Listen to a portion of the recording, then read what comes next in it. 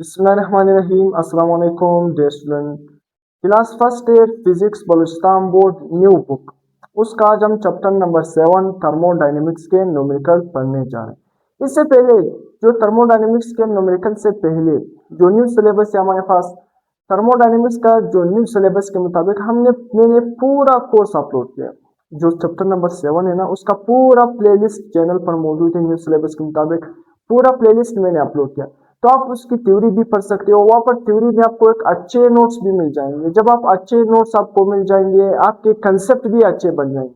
जब आपके कंसेप्ट अच्छे बन जाएंगे, आपके साथ एक वेल डिफाइंड कम्प्रिहेंसिव नोट्स मौजूद होंगे। उस नोट्स का फायदा ये कि आप कम टाइम में बहुत सारी चीजें रिवाइज कर सकते हो, आपके कंसेप्ट भी अच्छे बन सकते हो और आप अपने पेपरों के लिए 100% प्रिपरेशन भी कर सकते हो।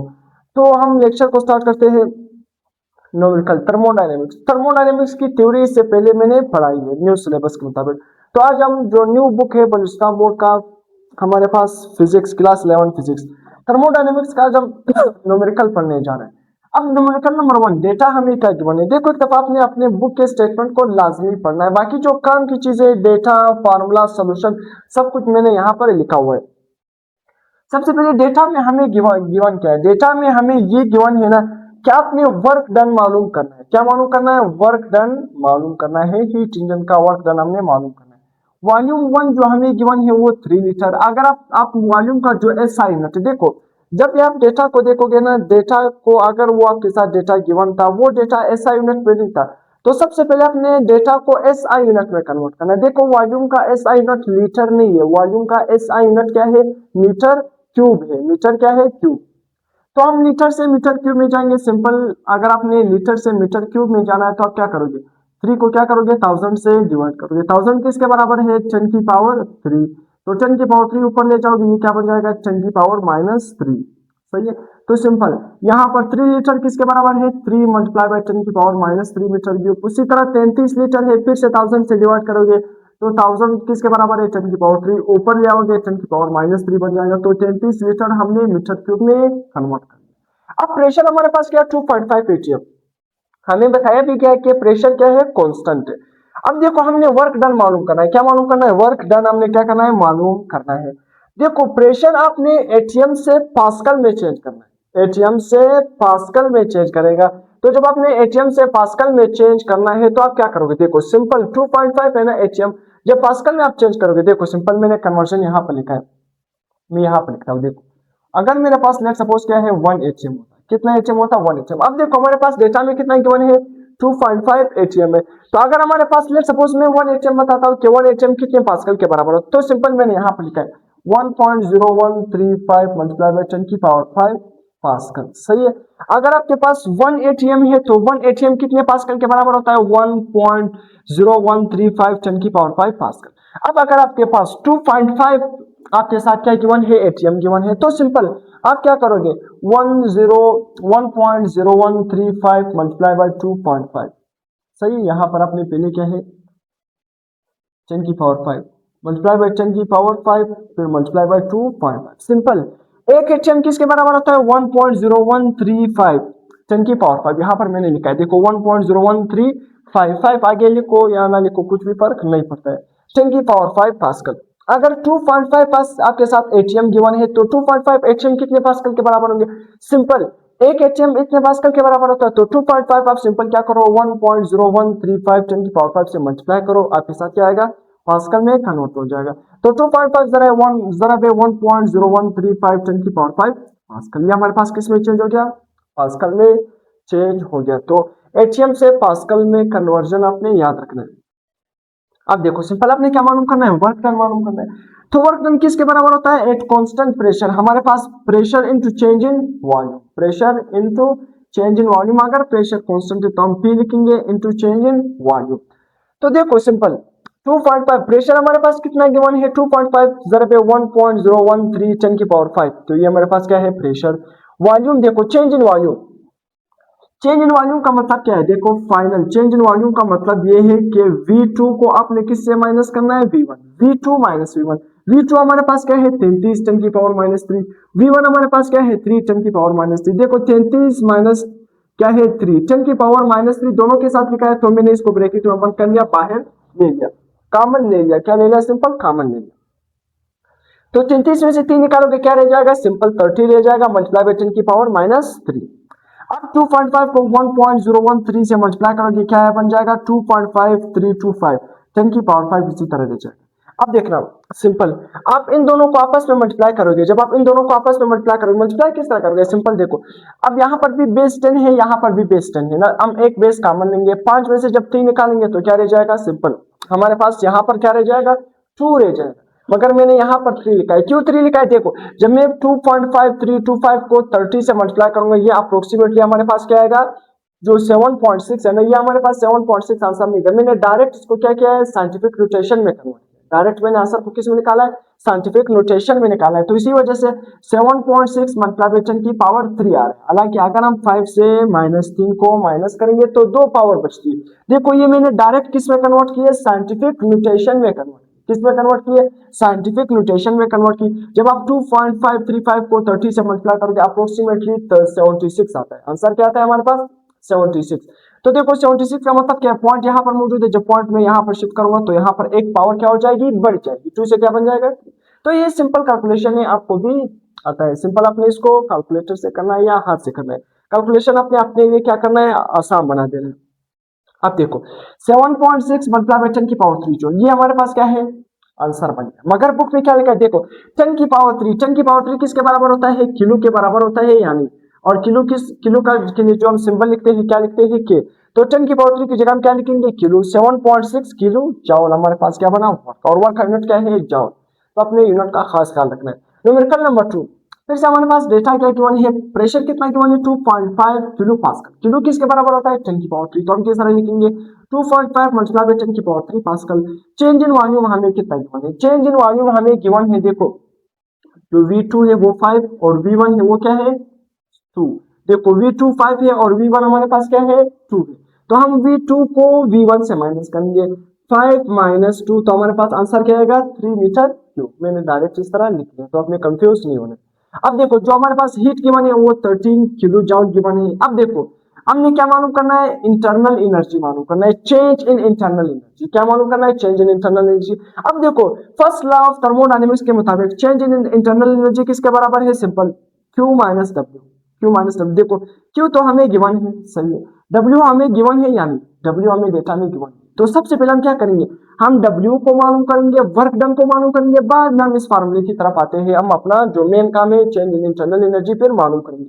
तो वर्क डन किसके बराबर है, pressure into change in volume, pressure कितना गिवन है, 2.5 मल्टीप्लाई बाय 10 की पावर 3 मल्टीप्लाई बाय वॉल्यूम कितना है, 3, तो इन दोनों को आपस में मल्टीप्लाई करेंगे, 7.5, 2.5 को 3 से मल्टीप्लाई करोगे 7.5 आएगा, 10 की पावर 3 किसके बराबर होता है, किलो, तो उसकी जगह मैं किलो लिखूंगा और साथ में जाओ।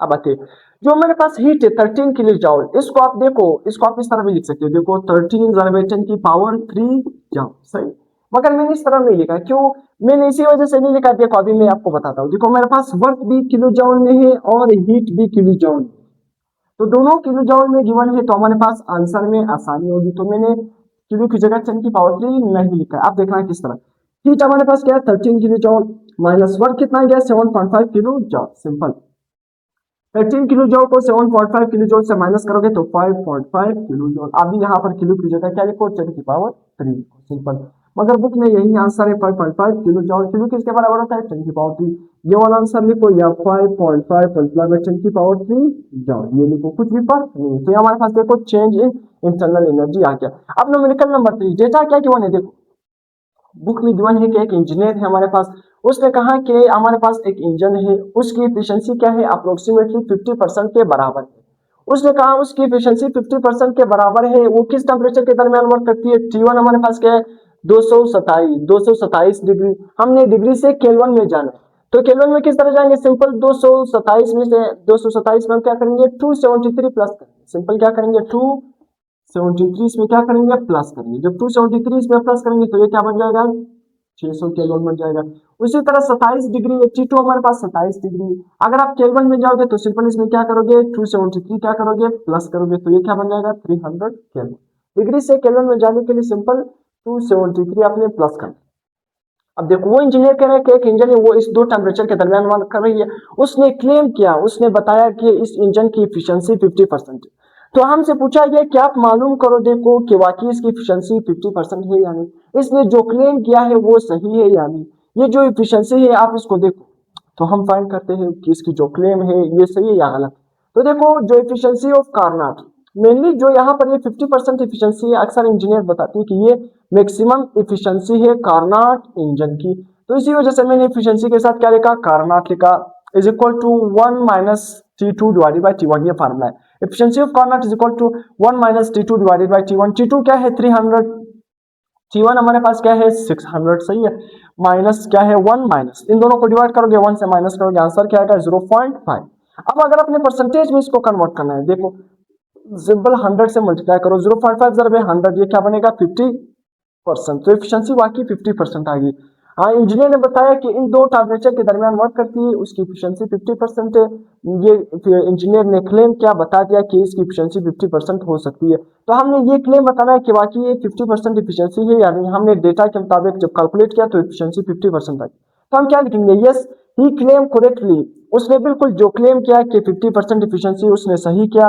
It is equal to the Carnot efficiency, और ये जो एफिशिएंसी ये किसके बराबर है, कार्नाट एफिशिएंसी, कार्नाट इंजन की एफिशिएंसी के बराबर है। इसका क्लेम बिल्कुल सही है। तो यहाँ तक आप नोट कर सकते हो। उसके बाद हम नेक्स्ट न्यूमेरिकल डिस्कस करें।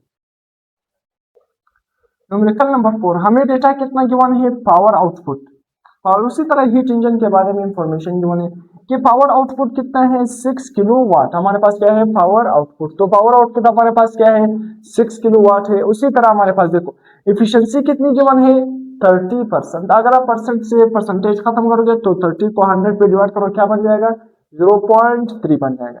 अब हमने मालूम करना है हीट, कौन सा हीट, Q1, क्या है Q1 जो एब्जॉर्ब हीट है, मतलब एब्जॉर्ब हीट पर साइकिल या ईच साइकिल। हमने क्या करना है मालूम करना है कि ईच साइकिल में वो कितना हीट एब्जॉर्ब कर रहे हैं। तो एब्जॉर्ब हीट को हम Q1 से जाहिर करते हैं। जो हीट रिजेक्ट हो रही है, जो हीट रिजेक्ट हो रही है उसको हम नाम देते हैं Q2। अगर अपनी थ्योरी का लेसन देखा होगा ना, वहां पर मैंने हीट इंजन को बहुत डिटेल से पढ़ा है। तो अगर आपने वो थ्योरी का लेसन देखा होगा, ये आपके लिए बहुत ही आसान है। जो Q2 का मतलब क्या है, Q1 हीट रिजेक्ट होना toward the sink, toward the source, heat engine, ये तमाम चीजें मैंने थ्योरी में पढ़ाई है। दूसरा आपने क्या मालूम करना है, time for each cycle. Her cycle के लिए आपने क्या है टाइम, ईच साइकिल के मैं बोला हूँ ईच साइकिल के लिए कितना टाइम रिक्वायर्ड है। तो सिंपल हमें फिर क्या गिवन है, हीट एग्जॉस्टेड पर साइकिल। जो हीट एग्जॉस्ट हो रही है, जो हीट बाहर निकल रही है, जो हीट रिजेक्ट हो रही है, जिसको हम Q2 से जाहिर करेंगे। Q2 हमारे पास क्या है 8 किलो जॉल, या किलो किसके बराबर होता है 1000। तो जब आप 8 को 1000 से मल्टीप्लाई करोगे कितना बन जाएगा 8000 जॉल। अब देखो सबसे पहले हमने क्या मालूम करना है, हमें क्या पूछा है कि Q1 मालूम करो। तो Q1 हमारे पास ये एफिशिएंसी का फॉर्मूला है। एफिशिएंसी किसके बराबर है 1 minus Q2 divided by Q1। हमने Q1 मालूम करना है। तो एफिशिएंसी क्या है 0.30 इज इक्वल टू, यहाँ पर देखो ये एफिशिएंसी है 0.30 लिखो या 0.3, सही है, इतना फर्क नहीं है, जीरो का फर्क नहीं है। Is equal to 1 minus Q2 हमारे पास क्या है 8 किलो जॉल, ये अभी देखो मैंने आपको बताया 8 किलो जॉल या 8000 जॉल डिवाइडेड बाय Q1 हमने मालूम करना है। ये 1 इस साइड प्लस है, जब मैं इसको इस साइड शिफ्ट करूंगा किस में हो जाएगा माइनस में। जब मैं -1 में से 0.30 निकालूंगा तो क्या रह जाएगा 0.7 माइनस 0.70। तो माइनस 0.70 इज इक्वल टू इस साइड पे -8 kilo joule divided bye Q1। तो ये माइनस से माइनस खत्म, 0.70 is equal to 8 kilo joule. Q1 को यहाँ पर शिफ्ट करो, 0.70 को यहाँ पर शिफ्ट करो, तो Q1 is equal to 8 kilo joule divided by 0.70। इन दोनों को आपस में डिवाइड करेंगे, Q1 क्या आएगा 11.42 किलो जॉल। ये हमारे पास Q1 आ गया। क्या गया Q1 जो हीट एब्जॉर्ब हो रही है ईच साइकिल में, वो हमारे पास क्या है 11.42 किलो जॉल, ये हमारे पास। अब हमने टाइम मालूम करना है, टाइम फॉर ईच साइकिल। देखो हमें पता है पावर आउटपुट, यहाँ पर हमें आउटपुट पावर गिवन है, तो मैंने इसी वजह से पावर के साथ क्या लिखा है आउटपुट, सही है, पावर आउटपुट। तो पावर का फॉर्मूला क्या है, rate of doing work divided by time. हमने टाइम मालूम करना है, तो टाइम यहाँ पर शिफ्ट हो जाएगा, पावर यहाँ पर आएगा, तो time is equal to work divided by power output. अब देखना हमारे पास वर्क, पूरे डेटा में आपको वर्क गिवन है या नहीं, पूरे डेटा में आपके साथ वर्क गिवन नहीं है। तो हम क्या करेंगे, पावर आउटपुट हमें गिवन है, सबसे पहले हम वर्क को फाइंड करेंगे। जब हम वर्क को फाइंड करेंगे उसके बाद हम क्या करेंगे पावर, इसके जरिए इस फार्मूले के जरिए हम time for each cycle find करेंगे, सही है। तो वर्क किसके बराबर होता है Q1 माइनस Q2। Q1 हमारे पास क्या है 11.42 किलो जॉल, अभी हमने फाइंड कर लिया। Q2 हमारे पास क्या है 8000 जॉल या 8 किलो जॉल। तो दोनों मैंने किलो में लिखा है, तो इसको भी मैं क्या लिखूंगा Q2 को भी किस में लिखूंगा किलो जॉल की फॉर्म में लिखूंगा। तो 8 किलो जॉल, तो इन दोनों को माइनस करेंगे 3.43 किलो जॉल, हमारे पास क्या बनेगा 3.43 किलो जॉल। सही है हमारे पास वर्क। अब देखो आप सिंपल इस फार्मूले में पुट करो, टाइम इज इक्वल टू जो वर्क है ना वो हमारे पास क्या है 3.43 किलो जॉल, और उसी तरह जो हमारे पास पावर आउटपुट है वो 6 किलो जॉल है, ये 6 किलो जॉल। दोनों को सिंपल डिवाइड करो, ये टाइम क्या बनेगा 0.57 सेकेंड। ये हमारे पास क्या है time for each cycle, her cycle एक साइकिल। तो ये हीट इंजन है, ये साइक्लिक प्रोसेस में वर्क करती है, तो एक साइकिल के लिए इतना टाइम रिक्वायर्ड। न्यूमेरिकल नंबर 5 में डेटा क्या गिवन है, फिर से हमारे पास हीट इंजन के बारे में इंफॉर्मेशन गिवन है। इसमें हमने 3 चीजें मालूम करनी। सबसे पहले जो हमारे पास T1 है वो क्या है 227 डिग्री। देखो फिर से डिग्री से अगर आप केल्विन में जाओगे, जब डिग्री से केल्विन में जाओगे आपका काम सिंपल क्या है, आप इसमें प्लस 273 प्लस करना है। तो जब आप 273 पे प्लस करोगे तो 500 केल्विन बन जाएगा। उसी तरह हमारे पास क्या है 127 डिग्री, फिर से इसको केल्विन में चेंज करोगे 273 में प्लस करोगे तो 400 केल्विन। आप देखो यहाँ पर हमें वर्क भी गिवन है, देखो क्या गिवन है वर्क, मैंने शायद यहाँ पर वर्क नहीं लिखा, तो वर्क भी आपने इस डेटा में लिखना है। मैं यहाँ पर लिख रहा हूँ वर्क, सही है। तो न्यूमेरिकल नंबर 5 के डेटा में हमें वर्क कितना गिवन है, ये 10,000 जॉल। 10,000 सही नजर नहीं आ रही है, 10,000 जॉल सही। इस डेटा में अपने अपने नोटबुक में लिखना है, सही है। नीचे T2 की जगह नीचे क्या लिखना है वर्क, वर्क हमें कितना गिवन है 10,000 जॉल। 10,000 जॉल मैंने यहाँ पर डेटा में नहीं लिखा है। जो वर्क भी हमारे पास ये गिवन है T2 हमारे पास T1। हमने सबसे पहले एफिशिएंसी मालूम करना है। एफिशिएंसी का फार्मूला देखो, ये अगर आपने थ्योरी का लेक्चर देखा है, एक एफिशिएंसी का फार्मूला है कभी टाइम टेम्परेचर की फॉर्म में लिखते हैं, कभी वर्क डन की फॉर्म में लिखते हैं इसको। तो सिंपल हमारे पास कभी क्या है हीट की फॉर्म लिखते हैं, एक ही फार्मूला है, तो आपने इसको याद रखना है। एफिशिएंसी किसके बराबर है 1 minus T2 divided by T1। T2 कितना है 400, T1 हमारे पास क्या है 500। अपने डेटा के मुताबिक हम एफिशिएंसी के फार्मूले को चेंज करते रहते हैं। अगर टेम्परेचर गिवन था तो इस तरह लिखते हैं, अगर हीट गिवन था तो Q2 डिवाइडेड बाय Q1 अपने मुताबिक। अगर वर्क गिवन हो तो इसको हम किस तरह लिखेंगे वर्क डिवाइडेड बाय Q1, क्योंकि वर्क किसके बराबर होता है Q1 माइनस Q2। जब हम डिवाइड करेंगे तो वापस हमारे पास किसके बराबर होगा efficiency 1 minus Q2 divided by Q1। देखो एफिशिएंसी सबसे पहले आते हैं, उसको हम बाद में पढ़ते हैं। एफिशिएंसी मालूम करना है 1 minus T2 divided by T1। 1 minus T2 कितना है हमारे पास 400, ये T1 हमारे पास क्या है 500। डिवाइड करोगे 1 से माइनस करोगे 0.20 हमारे पास एफिशिएंसी है। परसेंटेज में कन्वर्ट करोगे सिंपल इसको किससे मल्टीप्लाई करो 100 से मल्टीप्लाई करो 20% आएगा। अब सेकंड पे हमने heat input from the source. देखो एक इनपुट हीट है जिसको हम Q1 का नाम देते हैं, जो एब्जॉर्ब हो रही है। Q2 हमारे पास क्या है जो इजेक्ट हो रही है, जो रिजेक्ट आसान बात में जो रिजेक्ट हो रही है, तो उसको हम क्या नाम देंगे एग्जॉस्ट हो रही है टुवर्ड द सिंक, उसको हम Q2 का नाम देंगे।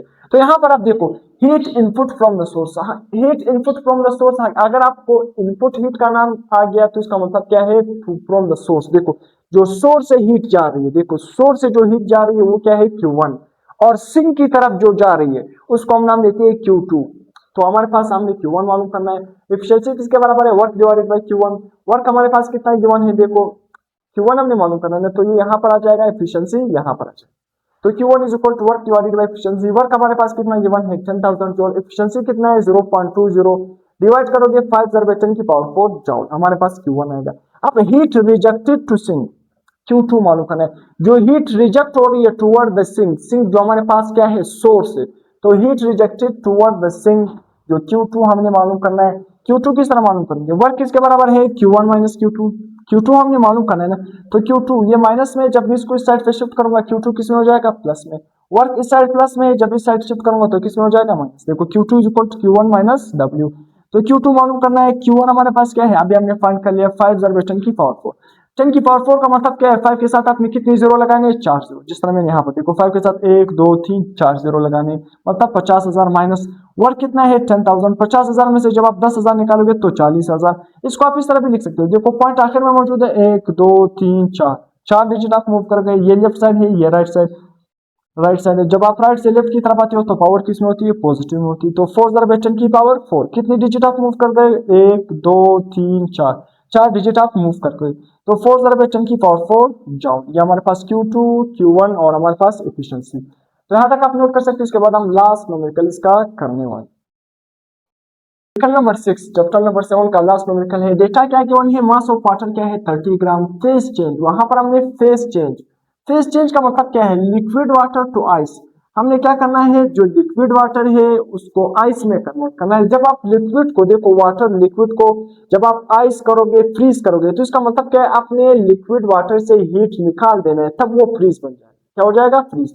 तो इसी वजह से कब फ्रीज होगा, आइस कब बन जाएगा, 0 डिग्री पर बन जाएगा। तो यहाँ पर हम कह सकते हैं कि क्यू क्या होगा, नेगेटिव। क्यों नेगेटिव होगा, देखो हमने लिक्विड वाटर को क्या करना है, फ्रीज करना है। लिक्विड वाटर को क्या करना है, आइस बनाना है। तो लिक्विड से अगर आपने आइस में जाना होगा, तो लिक्विड से आपने हीट को निकाल देना है। हीट जब निकल जाएगी तो वो फिर क्या बन जाएगा, बर्फ बन जाएगा। तो इसी वजह से हम कहेंगे क्यू नेगेटिव है। क्यों नेगेटिव है, क्योंकि हमने लिक्विड से हीट रिलीज कराना है, हीट एक्सट्रैक्ट कराना है। जब हम लिक्विड से हीट एक्सट्रैक्ट करेंगे, जब हम देखो लिक्विड, आपको रेफ्रिजरेटर आगे इसी चैप्टर में मैंने पढ़ाया भी है। देखो रेफ्रिजरेटर का काम क्या था, जब हम किसी भी चीज को रेफ्रिजरेटर में रखते हैं तो वो क्या करता है, रेफ्रिजरेटर उससे हीट को एक्सट्रैक्ट कराता है, हीट को एक्सट्रैक्ट कराता है और सराउंडिंग में भेज देता है। तो यहाँ पर भी जब हमने लिक्विड को क्या करना है, फ्रीज करना है, बर्फ बनाना है, तो जब हम लिक्विड को फ्रिज में रखते हैं तो वो बर्फ किस तरह बन जाता है, वो फ्रिज क्या कर देता है, उससे हीट को एक्सट्रैक्ट करा देता है, हीट को रिलीज करवा देता है। तो इसी वजह से हमारे पास 0 डिग्री पर वो तो फ्रीज हो जाएगा, आइस बन जाएगा। तो इसी वजह से क्यों नेगेटिव होगा, क्योंकि क्यों इसी वजह से नेगेटिव, क्योंकि लिक्विड क्या हो रहा है, बर्फ बन रहा है, आइस बन रहा है, वहां से हीट रिलीज हो रही है। तो उसी तरह लेटेंट हीट ऑफ फ्यूजन कितना है वाटर का, 336 जॉल पर ग्राम। कांस्टेंट टेम्परेचर हमारे पास जो गिवन है वो क्या है, 0 डिग्री। अब देखो डिग्री से केल्विन में जाने के लिए क्या काम, बहुत ही आसान, 273 आप क्या करोगे, प्लस करोगे। 0 में 273 प्लस करोगे, क्या बन जाएगा, 273 केल्विन। अब देखो क्यू का मतलब क्या है, हमने सबसे पहले हमारा काम जो पूछा गया ना, वो चेंज इन एंट्रोपी, क्या है, एंट्रोपी डिसऑर्डरनेस हमने मालूम करना है, चेंज इन एंट्रोपी मालूम करना है। चेंज इन एंट्रोपी किसके बराबर है, heat divided by temperature. Temperature हमें गिवन है, इस पूरे डेटा में हमें हीट गिवन नहीं है कि जब हम लिक्विड से आइस में जाएंगे कितना हीट उससे निकाल। तो ये सबसे पहले हमने हीट मालूम करना है, फिर हम एंट्रोपी मालूम करेंगे। तो हीट का मतलब, क्यू का मतलब क्या है, heat remove from the water to freeze.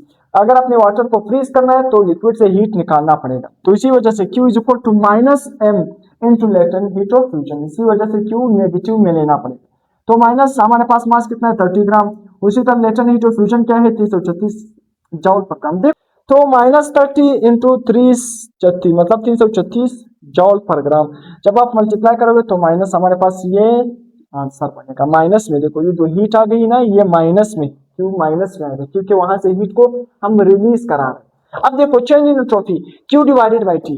Q हमारे पास क्या है, ये माइनस में, और हमारे पास टेम्परेचर क्या है, 273, डिवाइड करोगे माइनस 36.9 जॉल पर केल्विन, हमारा क्या बना, आंसर बना।